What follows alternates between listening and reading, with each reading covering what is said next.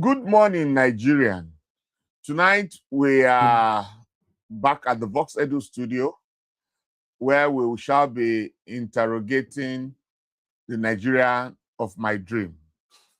Last week, we recall that we began as a way of laying the foundation for this conversation.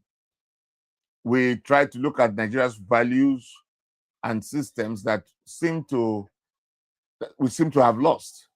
And so we try to dig them up and then try to polish them and see how we can revive them so that we can all get to the destination that we seek to get to. We try to establish the fact that some of these values are enshrined in our constitution. We try to look at what the National Orientation Agency ought to be doing. We hope to bring NOA to the studio very soon. Like I said, we have written them. They had the custodian of the ethics. They are the one that should share this ethics to Nigerians. And we must bring them to the studio to let Nigerians know that indeed they have this mandate and they are at it. Tonight, we shall be continue the conversation. And I have with me in the studio, Brother Nicholas Wisdom. Brother Nicholas Wisdom, it's good to have you in the studio tonight. It's good to be here. Good evening, Nigeria. Good to be here. And then I also have with me the man Nigerians love. They always write me letter that we love Brother Louis. We have with me Brother Louis Akuveso. Brother Louis, how are you doing tonight? Very well, sir. Good evening, sir. Always a pleasure to be here, sir. That's nice. It's wonderful to have the both of you here. And tonight we shall be looking at the Nigeria of my dreams. I don't know whether I should talk about my dreams, but I'm going to be leveraging and trusting that more young people will join this conversation tonight. And together, you will be telling us the Nigeria that you dream of. In the next episode, we shall be bringing in some young Nigerians, maybe younger Nigerians, 10, 15, to come and tell us what is the Nigeria of their dreams. But tonight, let's limit it to 30s. And then I'll just be here listening to you to hear what is the Nigeria of your dreams. Brother Louis Akuveso, you want to start the conversation tonight. Somebody say, compare Nigerian values with those of other societies, particularly the United States. Tell me, everybody wants to jackpot to go out somewhere where they have a better dream. What do you think, Nigeria and the United States? Our values, our loyalty, etc., etc. Over to you.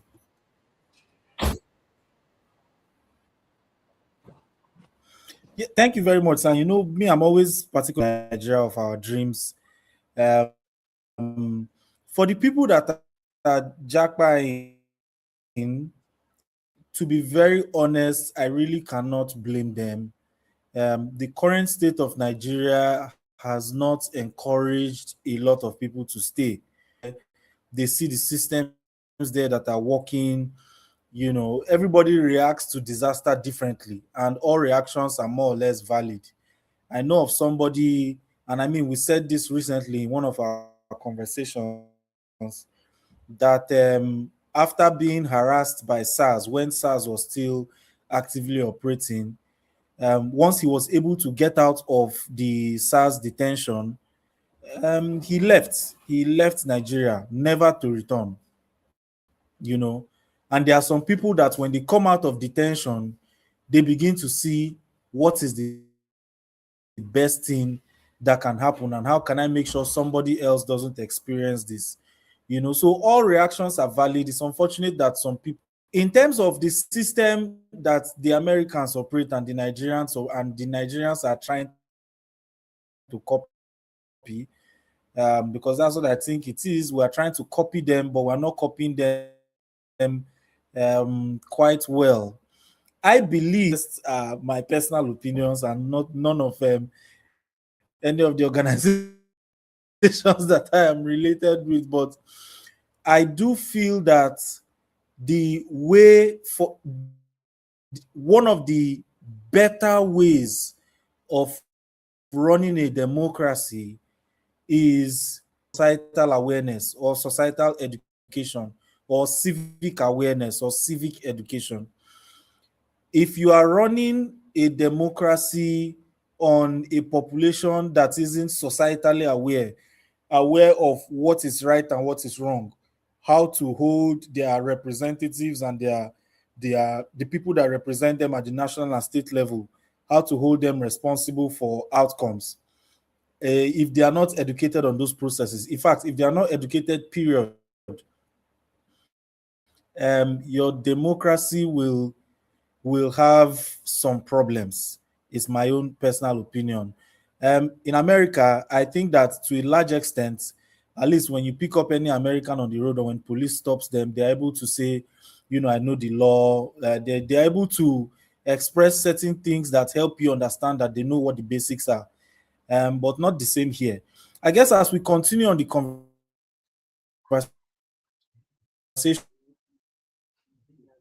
we'll explore more things.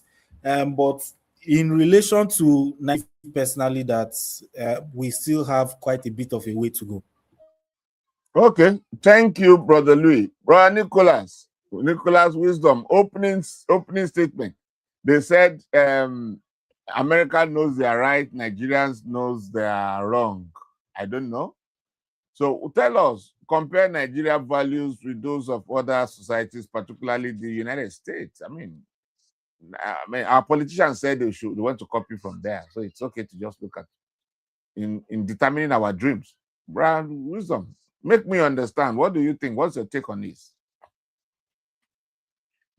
I think first off, copying from the United States is okay, but I think we should focus more on the things that are our problems. So, for one, I think one of the issues we have as a nation is maintenance. We don't have the maintenance culture because whenever you think back to look back at history, you realize that when we had the British administrators, there were a lot of things that were working. We had a functional railway system, we had a functional post system. People were mailing letters, people were getting letters sent from abroad, and all of those things. The system was literally working, right? But when those things were handed over to us, they all sort of died off gradually, slowly, and today we are almost trying to kickstart like we never had these things in the first place, right? So I think we should look inward and see areas where we can improve on. Yes, it's good to copy, but at the same time, we are not at the same level with the United States in terms of social development and awareness. Their problems are not currently our problems. We are battling with school kidnappings and they are battling with school shootings. So their systems are not this. When we don't have the same problems. If we look at it, we should look at people that have similar problems or that had similar problems to us and see how they were able to solve them.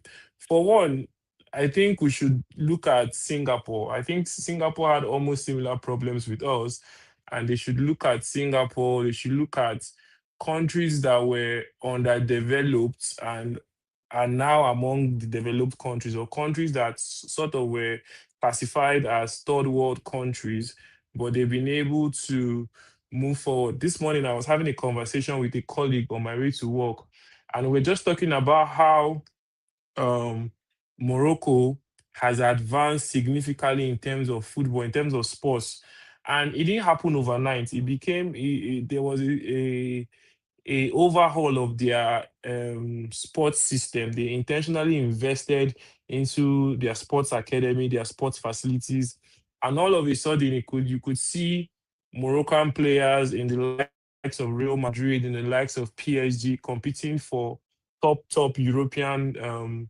trophies and competitions.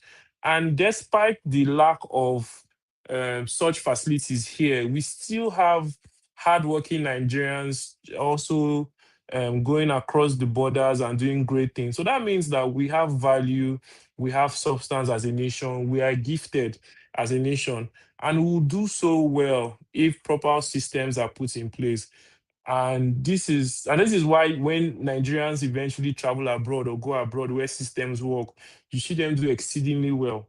If they excel in their field of study, in their whatever they find themselves doing, Nigerians are almost always topping the charts. So that begs the question: we just need to be able to create that system here and make it work. Okay, that's all right. I specifically picked on the United States of America because it is the dream of a quite number of persons to japa. And I don't know, if you are choosing where to japa to, don't japa to Malaysia, because if you misbehave, I think they said they still have capital punishment there. But Yes, let's they talk do. about how national values influence development. Will it be right to say there's a relationship between national values and development? Is that, I mean, can we say there is a relationship between national values and development? Louis, you want to go first? Do you think, I mean, is there a relationship between Absolutely, national sir. values and development? You have the floor. Absolutely, 100%. I think that national values have a straight okay, so in corporates they'll say dotted line, reporting line, dotted line, meaning sometimes from the back, or a loose representation of what direct relationship should be. National values have a direct relationship with development. It is for good people, for you to have a good positive crop of people that are actively participating in nation building. It's not because of fun or because of a mistake that was made. Is that they have aligned with the national values, and then they are willing to sacrifice something. It could be their time, it could be their other jobs that they could have been doing to get money, etc., so forth, to key into this dream, this national dream.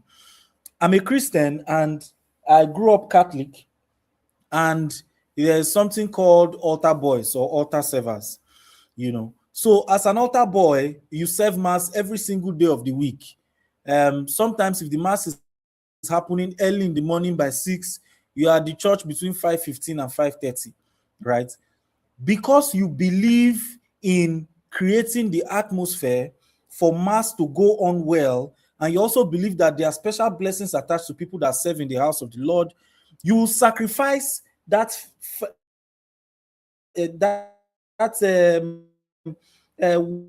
1 hour to 45 minutes to 1 hour of sleep in the values that the system offers in that respect. If you have a country that has more or less no values, because on the penultimate session that we did, we saw some of the 7 or 8 values that defines who a Nigerian, was it even 10 values that defines who a Nigerian is, and we agreed that we scored 0/10, more or less, in that activity. So if it is established that there are no values that have been imbibed in us, there's no belief system to say Nigeria is going to be great again. All we do is fight each other and talk bad about each other, singling out anybody. I'm just saying, on a general basis, the crop of people that will offer themselves up to serve are not going to be people that have the correct values. And then what happens is that we'll have a system that does not work for everybody. Somebody, not me, somebody said, I must make that clear, it's not me. Somebody said that the worst of us are in charge of us. And I know that there are some bright and shining lights across every sector, but the general consensus may be that we could have had better representation at the top.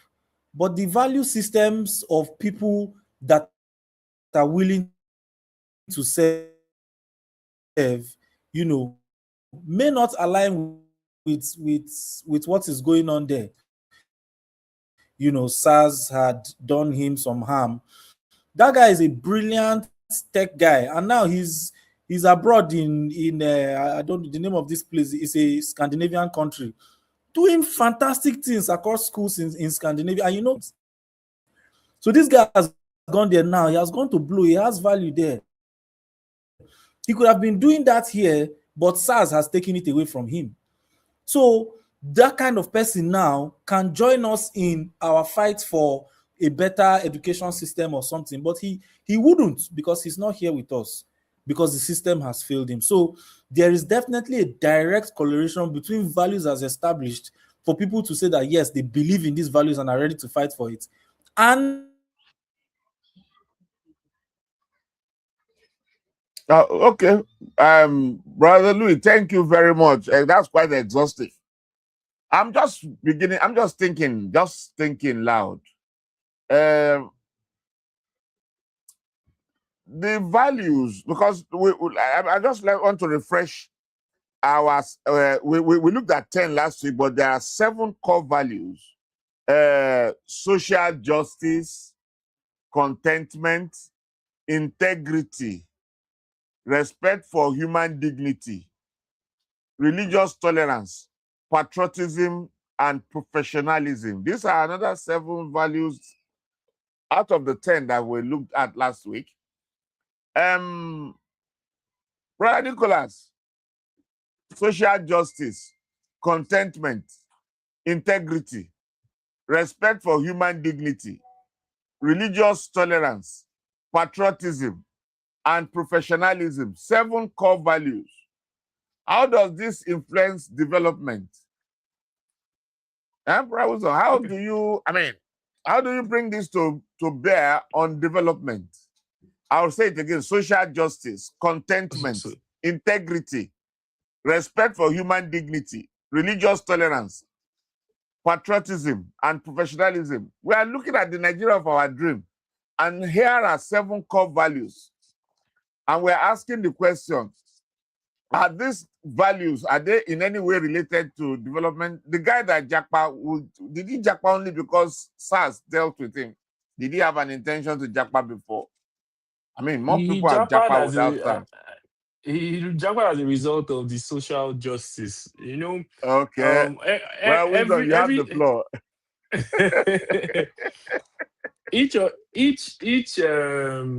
each item you've listed directly contributes to our development in one way or the other. So let's start with integrity. If integrity is something that we put forward, so I'll cite an example. I think it was during President Olusegun Obasanjo. He had sent some civil servants abroad for training, and there was extra money left with one of them. And the person came back and returned that particular money. When he heard about it, he was so intrigued. I was like, who is this person that returned money from a training they went for? He said, this person could be trusted. He then appointed that person as the NAFDAC director or something like that. That person went on to sanitize our pharmacies, drug manufacturing, and a whole lot of food safety regulations. That one act of integrity led to an overhaul in an entire industry. Now imagine if it was something that was imbibed across every civil servant or office holder. We wouldn't have the problems we're having today. When we come to religious tolerance, for a country that is as religious as Nigeria, we are not very tolerant of the other religion, simply because we've either been told, we've heard things that we don't fully understand, or someone has picked a line and misinterpreted it, or something around that nature. We just somehow, some way, look at the opposite religion as, oh, they are the cause of the problems, or they are this.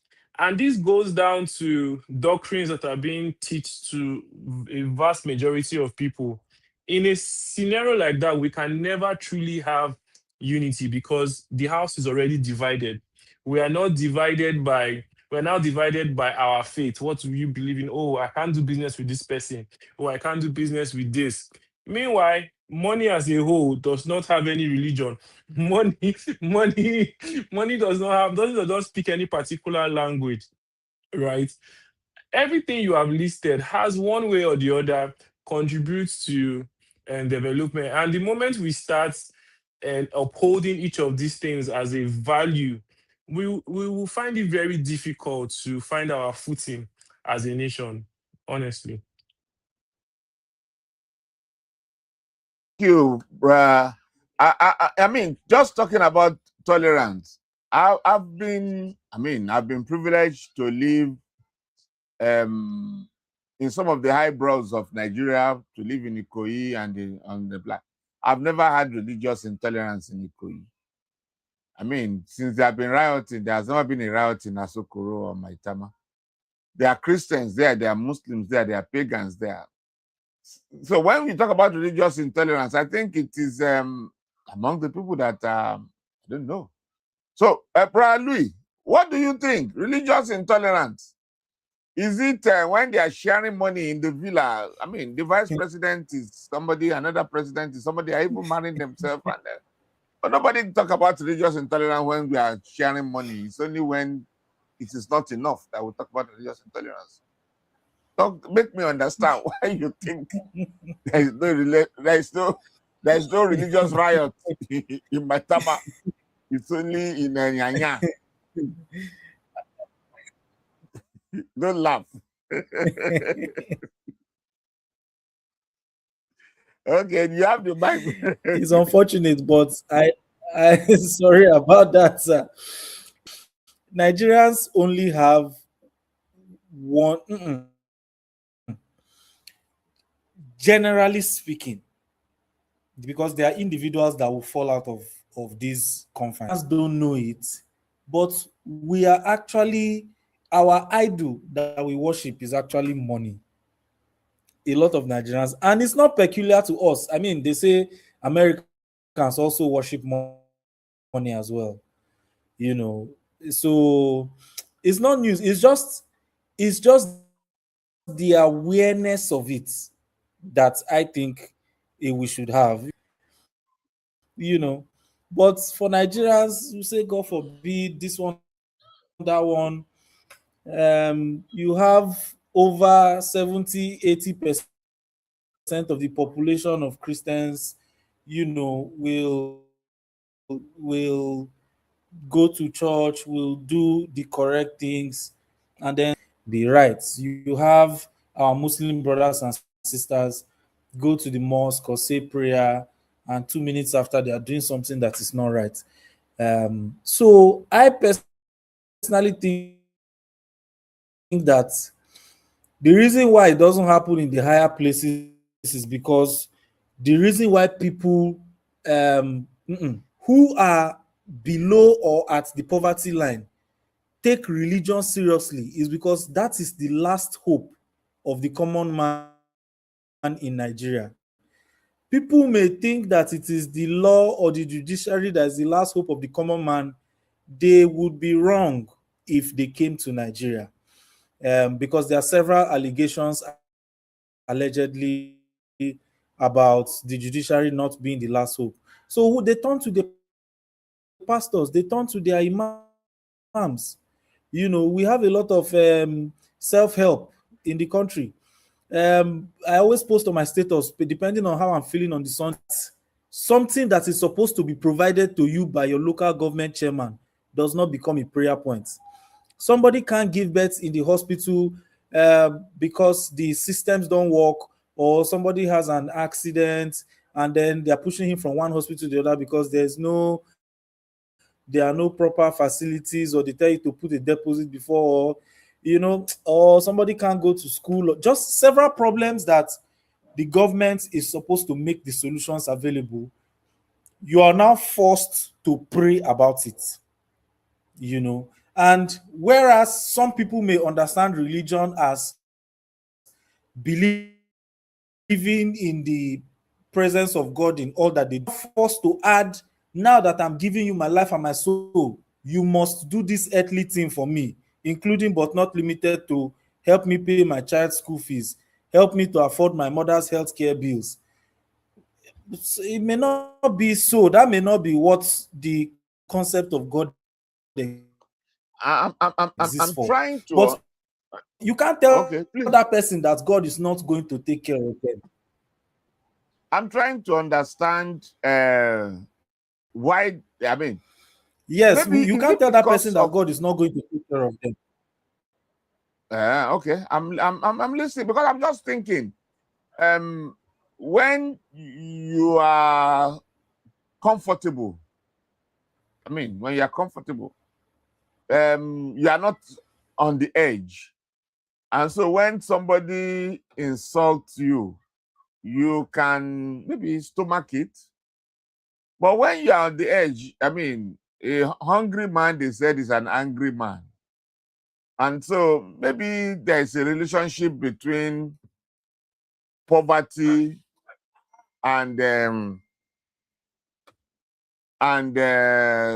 values. Brother Nicholas, is there a relationship between poverty and values? Don't laugh, please. Poverty, poverty and value. So Which value do you keep when you are okay? Which value don't you keep when you are not okay? I mean, we need to look at it. I mean, maybe because we are trying to understand the values here, and then we are trying to now take the values to the next level. Okay, we have agreed that ideally, values. Eh? Okay, you ideally have the floor. okay, so ideally your values should not shift position based on the amount of money in your pocket. But depending, and this is usually common when you hear stories of people that do things in desperation for uh, money, or just to pay rent, or succumb to a hospital bill, or pressure externally of some sort, right? You would see people come up to certain levels of behavioral misconduct just to make ends meet.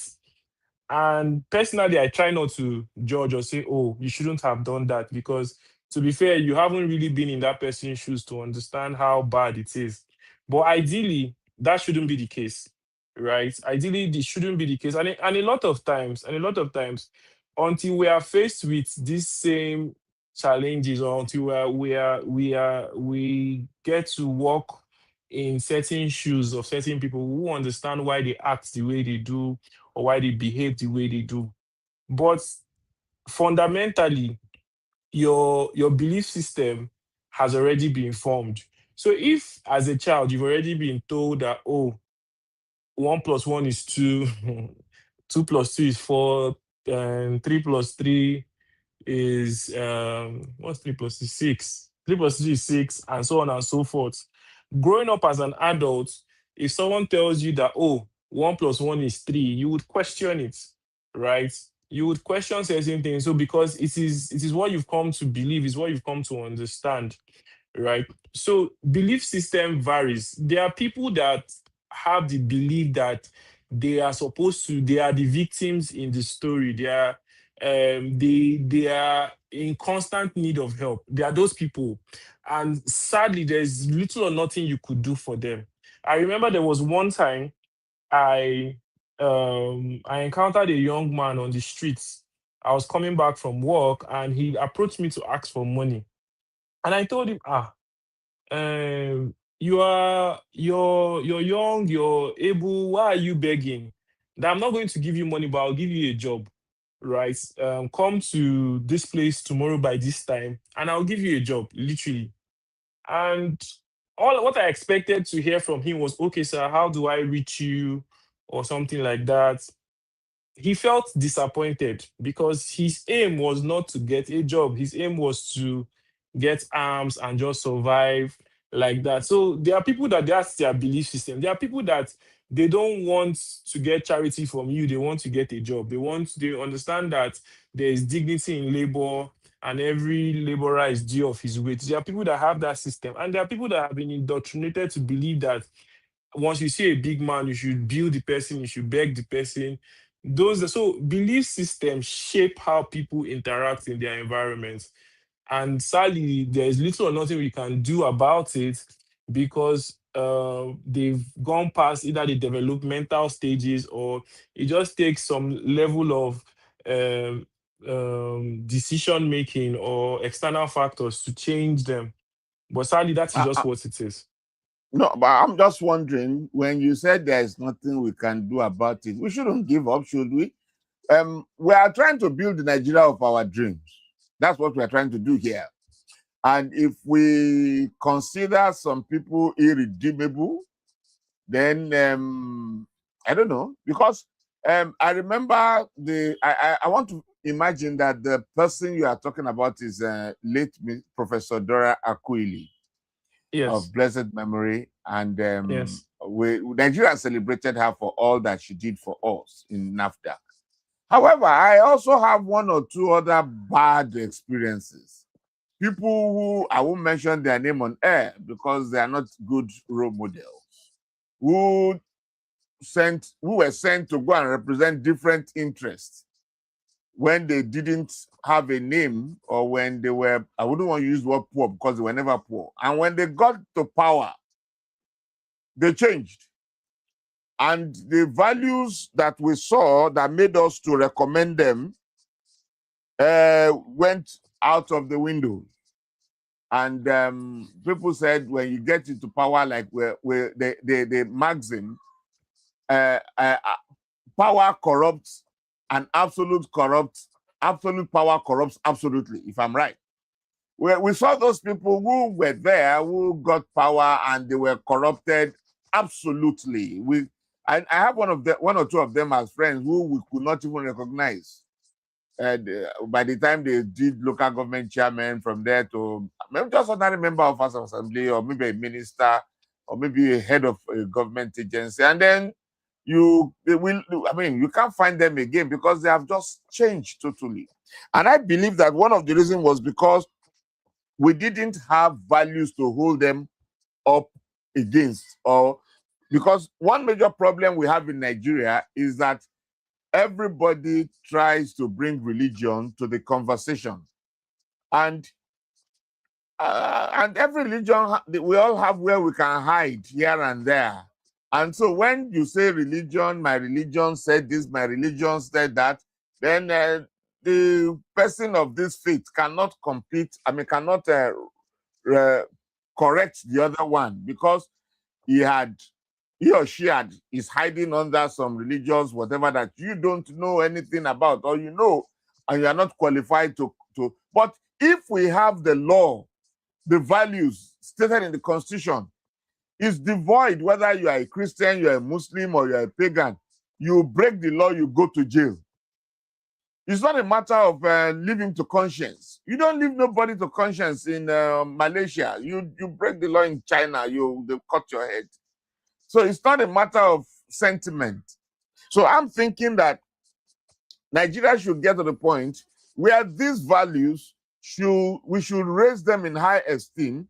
And maybe I'm not saying we should temper religion, no. I'm just saying that, the Constitution should be supreme. And here we are again, we have some faith that don't even believe in Constitution.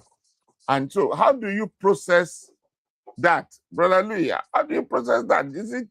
Is it the religion senior to Constitution, Constitution senior to religion, values senior to religion?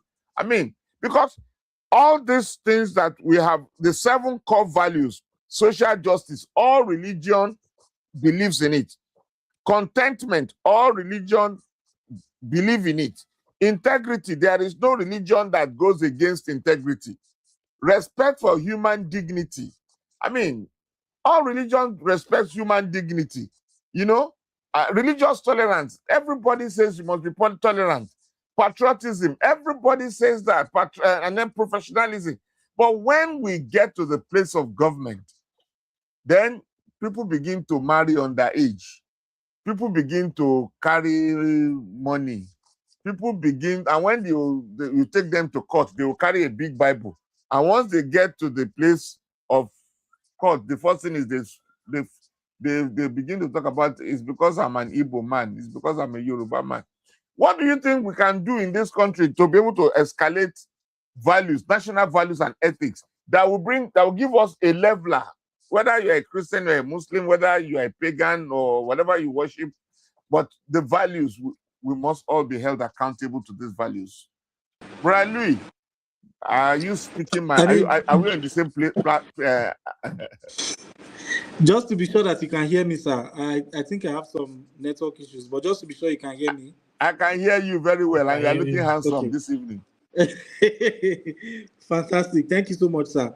Um, for me, I think it's pretty simple. I did tell my wife yesterday that I'm going to join a political party, and it's good for us to have these conversations, and it is also good for us to take the action that is in our capacity to take.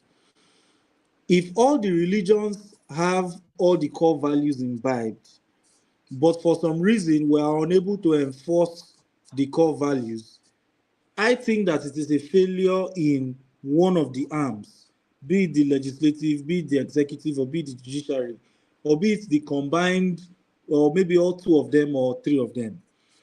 So, and the only way for that to change is for more well-meaning Nigerians to join the process. Now, I'm not saying run. It is not likely that I will run for any political position, especially the way I am right now. I would have to unlock something in my mind to be able to do that.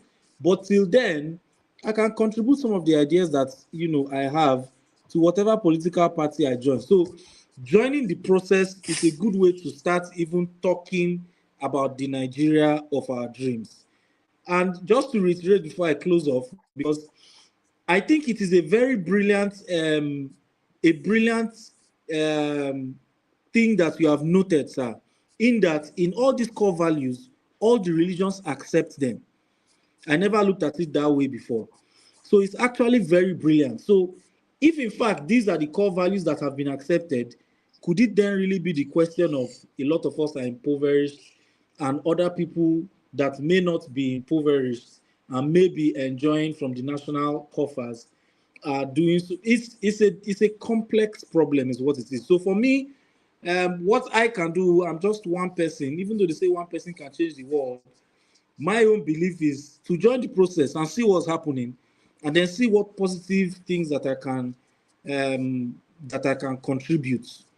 So that's my own take on it, sir.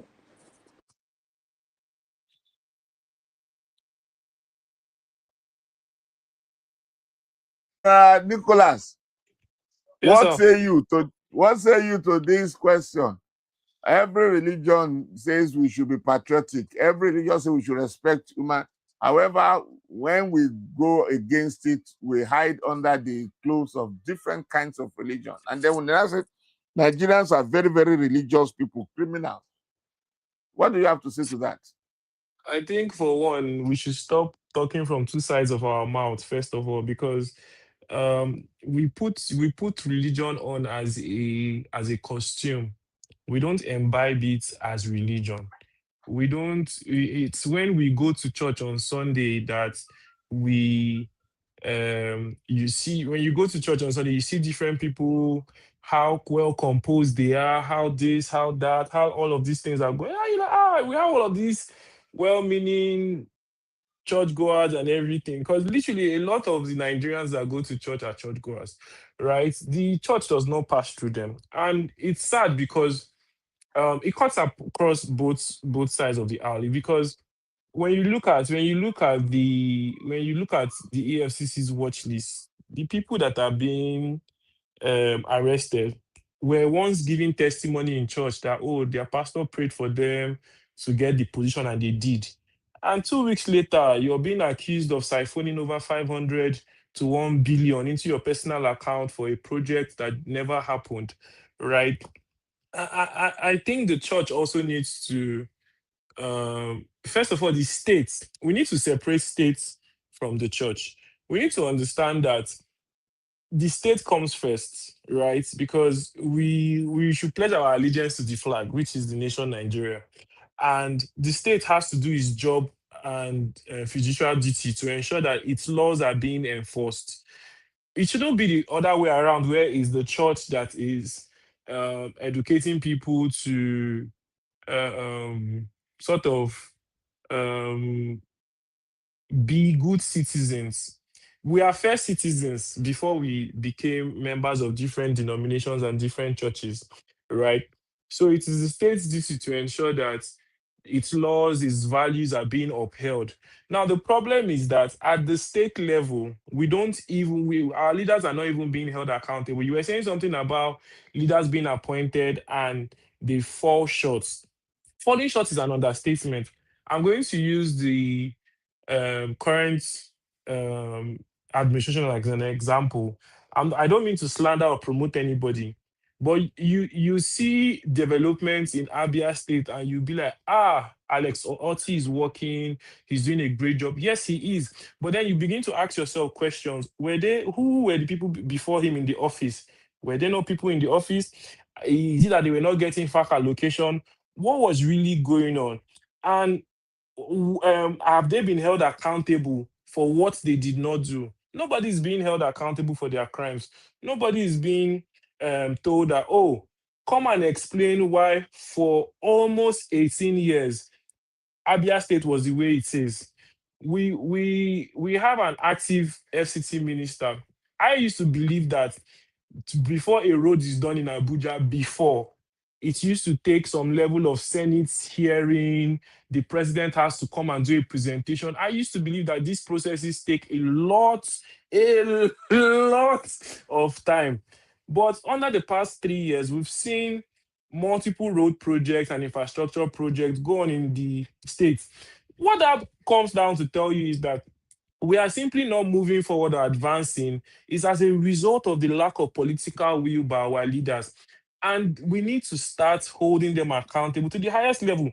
Because even though the active governors or ministers are working, they are still doing the barest minimum.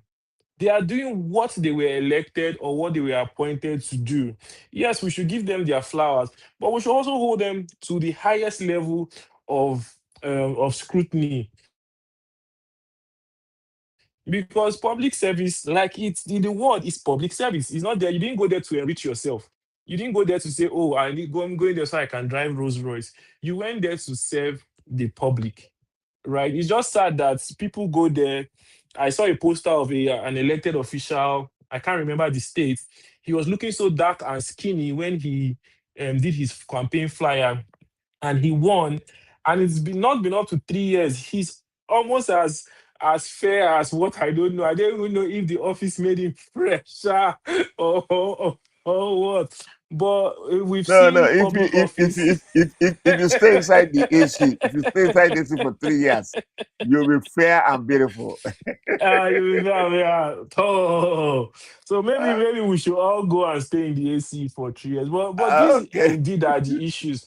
And instead of the citizens or the people to hold their leaders accountable, everybody's looking for his own hand me out. Oh, how do I make money from the system? How do I game the system? How do I do this? Because there was something the current EFCC chairman said when he was investigating a certain agency. He said, even if you bring the Pope from the Vatican and put him in that particular ministry, because of how corrupt the civil servants are, they would also corrupt the Pope.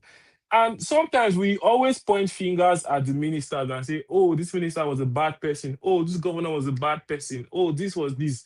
But there were people that showed them the way, oh, this is how it's being done, oh, or this is not how it's being done, oh, or that is this.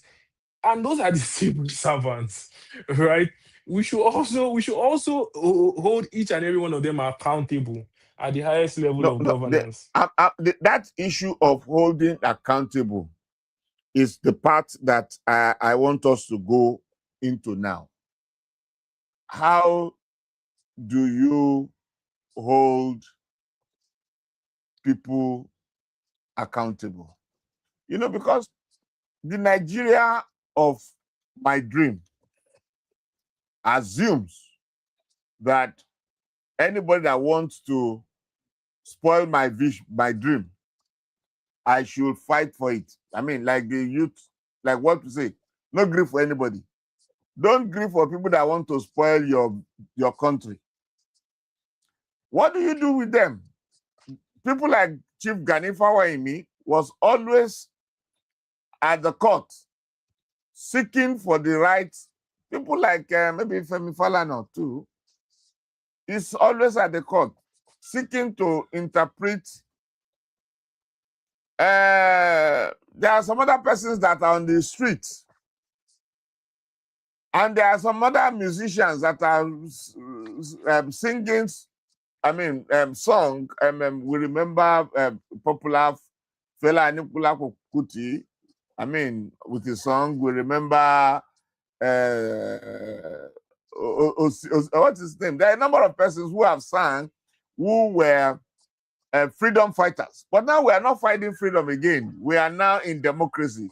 When we were fighting for freedom, we were fighting for freedom. But now we are free. We have democracy. So that if you're a freedom fighter, this is not your time. You are late to the table. Now you have freedom. You have democracy. You have 4 years to vote. You have the courts that nobody is gagging them. You have everything to use to correct the system.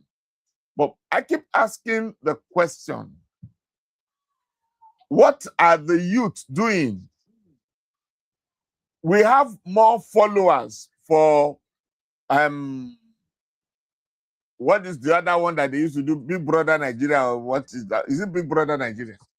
We have more people watching Big Brother Nigeria than people voting during election. The winner of Big Brother Nigeria had more votes than the president. You are wondering, what kind of Nigeria is this one? When you are watching Football Cup, more people watch World Cup than go to election. I mean, this statistics is annoying.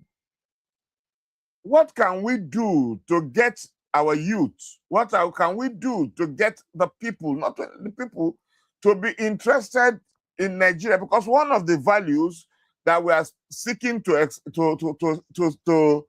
make known is patriotism.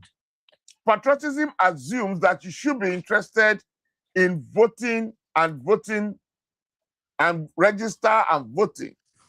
But all the politicians know that people like you and I will just speak English and post on social media and on the day of the election, we will put on a Big Brother Nigeria, and we'll just be watching, and then be watching Netflix, and some other persons will vote for us. Brother Louis, what are we going to do about this? Patriotism voting, more people voting for Big Brother Nigeria than voting for the president. It's not fair. What do you have to say to this? Thank you so much, sir. It's interesting. Some people will argue that at least when they are voting for Big Brother Nigeria, you have Deloitte auditing the process. Oh. Here, at least there when you are voting, your life is not going to be on that threat.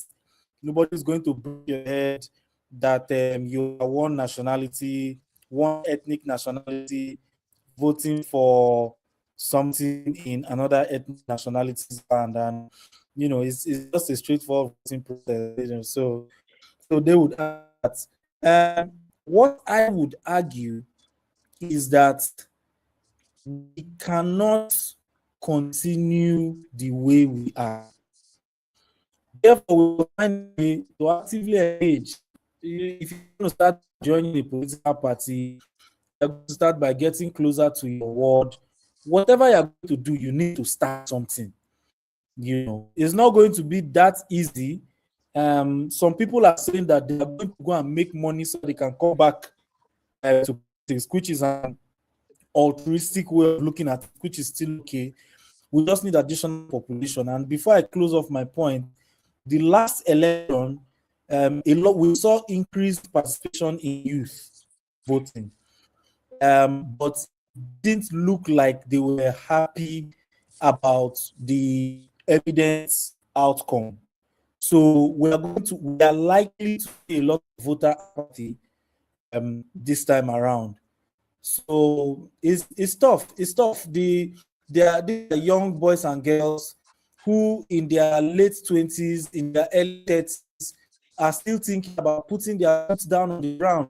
There's no jobs, there's limited opportunities, man, no man, and there are so many of us, over 200 million of us. So it's difficult to juggle that with the things that are supposed to be serious. They rather relax and watch Big Brother or play games or something. And it's just the same reason why alcohol will sell, not alcohol, but entertainment will sell in a poverty-stricken area rather than a rich neighborhood. Rich people, they are not interested in keep fit, they're going to gym, they're eating well. Poor people need a way less better to do people need a way to relax.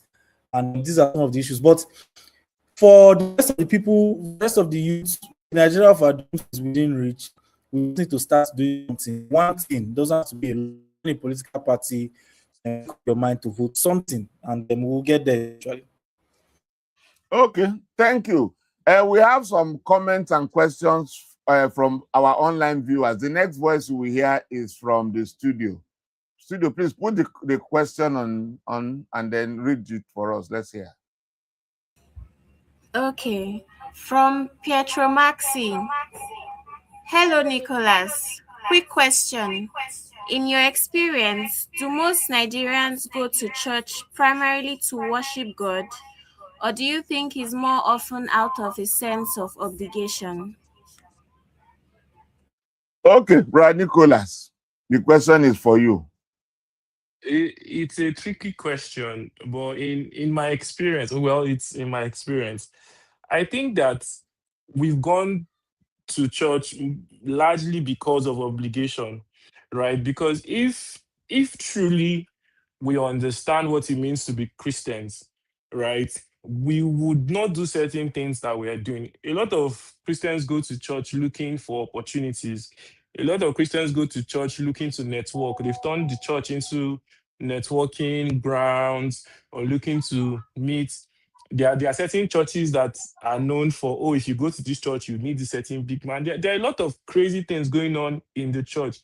And most churches have primarily lost their what the church was set out to do, right? They are now so focused on a lot of things, more about gaining followers and members rather than propagating the gospel of our Lord Jesus Christ, right? And it's just sad. It's just, I'm not saying that there are no true churches out there. I'm also not saying that there are no people that go to church honestly. I'm just saying that a vast majority of them. Anyway, let us speak to our community. Nigeria has 7 core values. I mean, you can say that maybe the churches are, I mean, what you are saying is that the churches are not doing what, that's okay, we can say that. But what of Nigeria? What of our country? Our values, are we keeping our values? Are we able to speak to it? So that's what I'm saying. If we can play down on the, if we can play down pointing accusing fingers to the religious community, and we can speak to the polity, that way you will not be talking about a Christian or a Muslim, but you'll be talking about a Nigerian.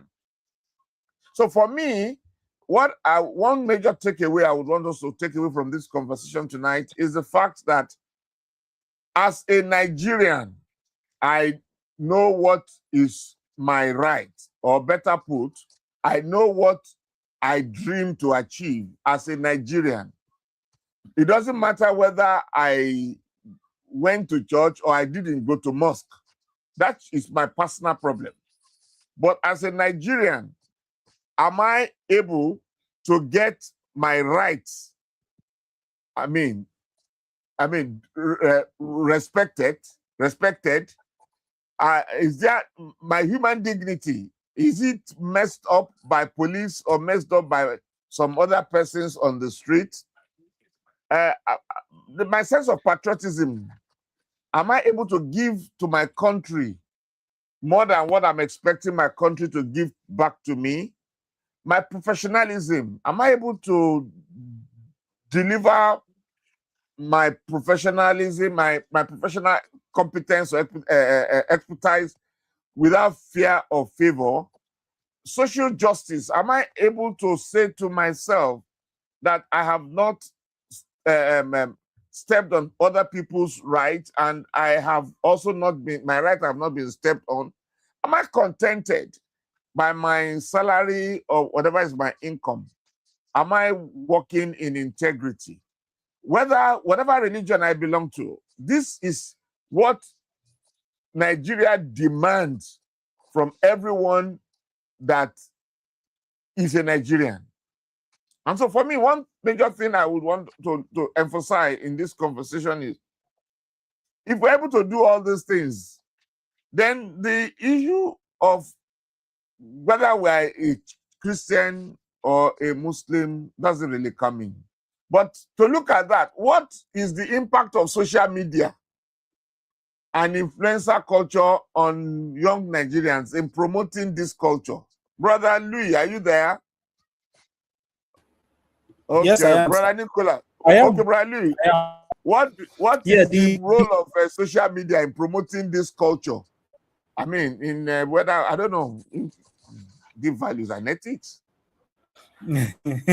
You know, our lovely friends at the National Orientation Agency, we are always so excited to talk about opportunities and possibilities where we can collaborate to pass the good news, greatness of Nigeria in the future. I think that social media and influencer culture has created a veritable opportunity that would have been so much more difficult to do in passing information of how Nigeria can be and promote this. Now we have micro influencers all over the place. So while I know it is not a straightforward process, but it is a veritable line to explore. What can we do in line with these social media influencers that they can imbibe some of these core values and promote them to the populace and their followers? What are some of the things that the National Orientation Agency can, because the things that get repeated are things that are incentivized. So how can we incentivize more of the core values of integrity, more of the core values of religious tolerance, more of the core values of professionalism and patriotism, more of the core values, you know, how can we incentivize those?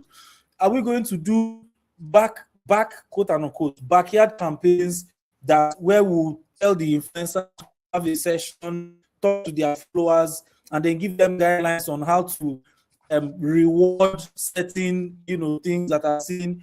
When some people are doing movies, can we give them some one or two directions that will be incentivized, where they talk about how the police people should be respected and the police to how they should do the proper work, and what are the things that we're going to use this? Because opportunity is like a bread knife. You can either use it to cut bread or you use it for evil. It's a tool. It depends on how you use it.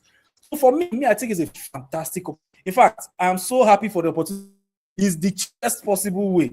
In the past, we would have needed megaphones on every street. That's very expensive.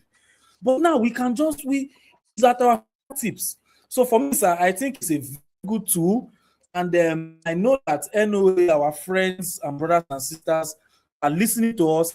And I know they have fantastic, just waiting for the execution of those plans.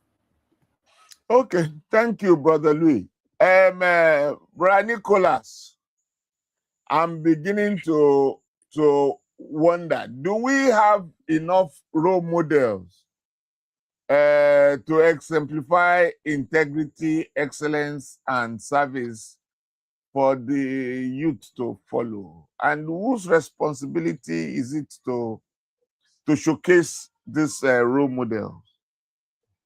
Okay, do we so have enough, number one, and then whose responsibility is it to showcase?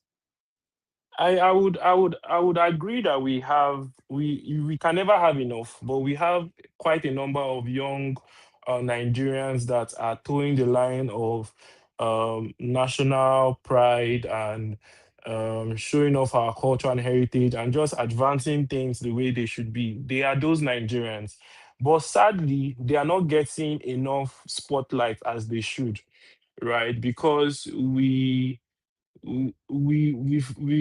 don't celebrate we don't celebrate enough the people that are doing the intellectual work or the people that are making strides. We don't get to celebrate them enough. So the upcoming generation doesn't get to see that as much. What we do get to celebrate enough, or what gets talked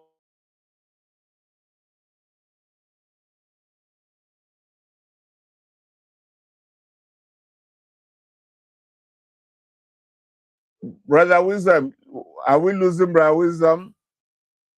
Is it freezing? I believe we're losing him, sir.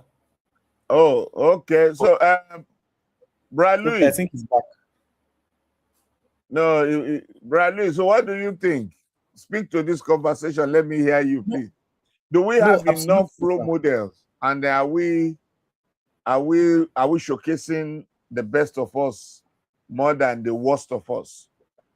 No, we are not showcasing the best of us more than the worst of us. We have more bad examples. In fact, we can know because when people talk about, for instance, now, come a small segment of the worst of us, um, they will say almost 70 to 80% of the people that are running scams are Nigerian. But 8 in 10, is it 8 now? Is that the correct statistic? Or is it over 40 or is it over 20% of Africans are Nigerians? So just so many that this is bound to grow. But we do definitely showcase the best of us, and but we have some really good examples. I look at the World Trade Organization, Director General Konjo Iweala. There are so many bright Nigerians born and bred in Nigeria doing fantastic things around the world. They do not get enough publicity. They aren't highlighted enough as models in everyday life. So I think that's the trick where an agency with the powers like the orientation agency can infuse these key details into the everyday life of Nigeria to establish this role model as something to emulate and look up to. So no, we are not getting that exposure, but yes, they exist. The good, well-meaning Nigerians do exist. Okay, Brother Wisdom, you want to finish your thought? Are Yeah, we so getting sorry. the best of us? Are we showcasing the best of us more than the worst of us? Or are we showcasing the worst of us more than the best of us? Tell us, what do you It, think? it's just sad that, just in addition to what Louis said, we are not showcasing the best of us enough. They are not being spotlighted enough. And he mentioned something. He drew our attention again down to the National Orientation Agency. But today I want to defend the National Orientation Agency because just last week, I discovered that the National Orientation Agency is not also being funded properly, right? Because recently in the new bill, the new budget that is being passed, about a chunk Allegedly. of it that it's then I was on the Senate, on the Senate floor. They were the ones talking about it. I'm not quoting myself, but yeah, yeah, allegedly, a chunk of the money that was meant for the work that National Orientation Agency was supposed to do, or the duties that were tied to National Orientation Agencies, they said that is the reason why they are renovating the churches and the mosques, because they are the ones that will do the work, which in my opinion, I think it doesn't tie to the national goal that we have as a nation. If we really want to be serious as a nation to advance our national values, we should entrust the agency that was established for that to do their job, right? And just piggyback on what the question, we don't highlight our good eggs enough. They don't get enough spotlight as they should.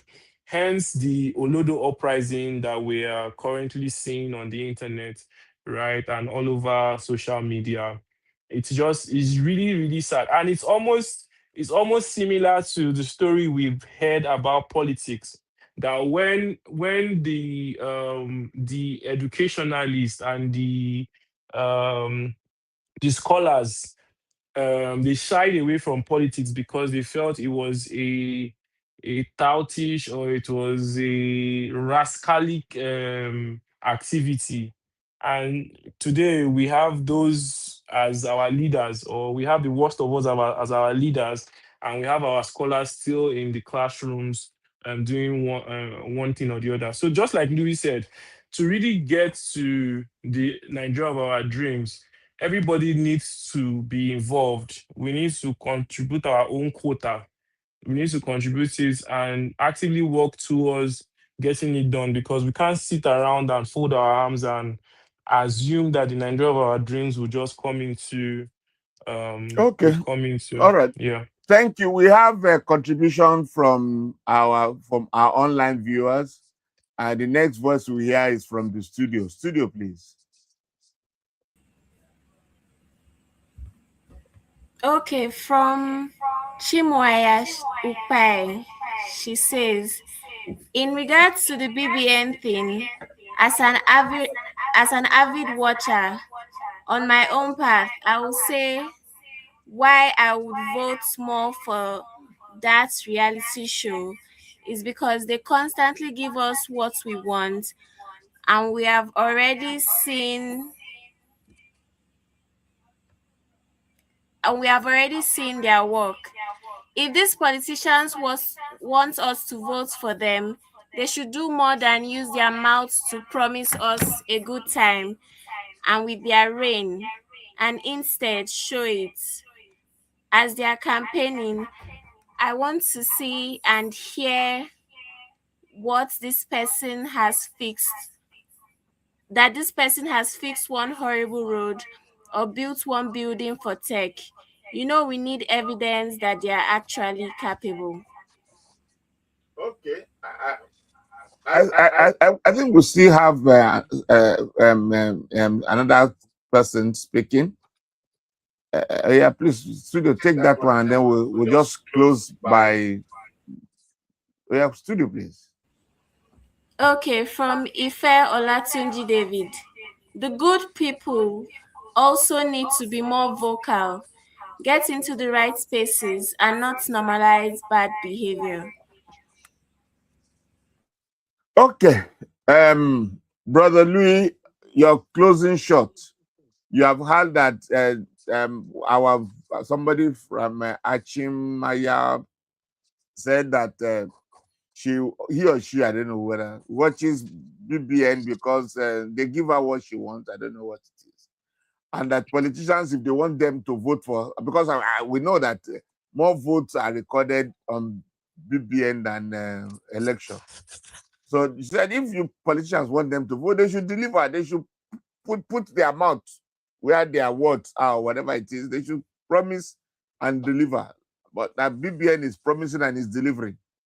And then we also have from Ife Olatunji David saying that the good people also need to, if you don't blow your trumpet, it will rust. They should come and blow their trumpets. They should go to NTA and say, NTA, show me. I'm a honest Nigerian. I didn't chop money. Nicholas, you're laughing. Your closing shot on these two comments. Okay, should I go ahead or? Okay. Yes, please. You have the mic. When you said "show me I'm a good Nigeria," I just remembered a meme on social media that was trending at a certain time. Show me, and I'm the one that paid for the food. So that was why I was laughing. But just in response to the earlier comment before a first comment, so the person that commented, I don't think that is a right approach when it comes to politics. You're not voting, they shouldn't show you their worth before you vote them. You should vote them out if they are not working. So whether or not the politicians are campaigning, your vote should count, because your vote actually counts. You sitting in your house and say, oh, you will not vote because the politicians did not show you their worth, you're doing a disservice to yourself, because what's going to happen is the votes that people cast on that is counted. So if I am a bad politician and I know that people will not come out, and I bring my friends and family and I'm voted into office, you're going to suffer for the remaining 4 years. So the take home should be, we should not wait that, oh, because we vote for Big Brother, they are entertaining us. Big Brother is 8 weeks. Election cycle is 4 years. Whoever stays in office stays there for 4 years. And the way it works is, once I serve my 4 years, I will serve my second 4 years. That's 8 years. So we are joking with 8 years of our life. 8 years is not a small amount of time for me to joke with. So the conversation should move from, my voters card, my thumbprint gives me access to governance, and I should be able to decide who should govern me. If for the next coming election, you should be actively involved. The same way you're actively involved watching Big Brother for 8 weeks, knowing all the housemates' name, picking your faves and whatnot. You should also be actively involved in politics, knowing the candidates, knowing their track record, knowing what they've done, even going as far as volunteering for certain political rallies or whatnot. Get involved, because you can't sit in your house and believe the narrative you see on Instagram and Twitter or whatnot. You have to go and experience these things yourself. Go for town hall meetings, ask your elected official question. And lastly, yes, Ife is right. The good people need to speak out more. We need to be able to hear more from the good people. One of the strategies I loved during the last election was one of the candidates was actively telling us what he did, how he did it, how he went about it. Right? He was never shy to talk about it. So we need more of that. We need to understand that good governance is actually possible. All we need is the willingness of the politicians, which is the political will to get it done. Thank you, sir. So, Brother Louis, your closing remark. Somebody said she watched BBN because they make her happy, but politicians are not giving her joy. And then Ife says, blow your trumpet. Yeah, go ahead, please. Brother Louis, what do you say to it?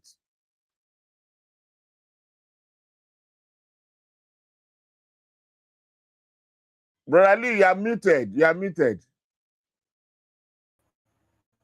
How about now, sir? Can you hear me now? Yes, you are good. Okay, perfect. It's difficult to